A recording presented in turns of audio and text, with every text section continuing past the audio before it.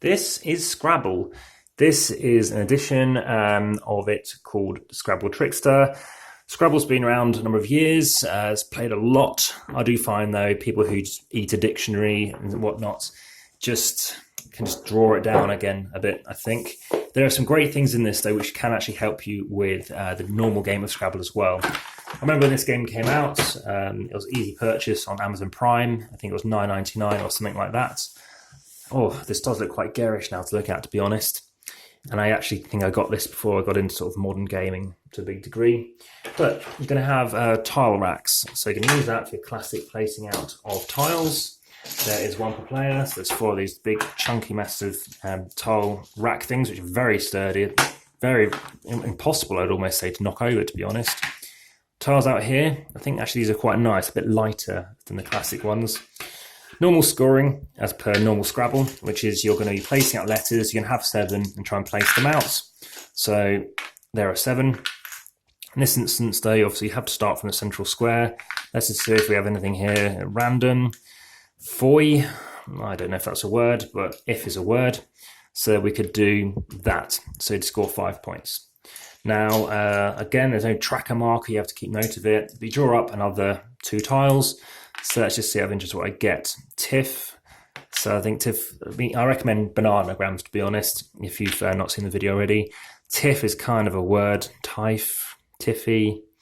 But as an example, let's do that. It lets you draw a trick card, which you could use in future. So what was I mentioning about this being a great game? In particular, this particular variant, and using one of the original, is this. These are all 2-letter words that are apparently valid in Scrabble. Very, very, very handy to know these kind of words, because whilst I think it's a bit unfair to let people just look at it to know what they're going for, it's if someone says nah, like NA, you then check and it's on there. But once you know it, you get to know it. It's very handy. But in this instance, we get to draw a trick. This trick is steal your opponent's last score. Very handy to hold on to something like that. And wait to the end, you look at someone else's racks, play another card, spell a word backwards. That's a good one. Sometimes you get to do blanks, sometimes you can go straight into the corner and play that before you've like such as a premium space, before you even reach that corner. So you might want to pause and rewind and listen to this bit again just to see all these options. But they're all different, which is really good. I think there's a couple of dupes actually in there. Obviously ones that work well. I don't know how much they play tested it in terms of how powerful some of those cards are, but it's really nice to see such cards just materialize and see people who do really well suddenly just pile on them to nick their score or just do well. So this is really nice.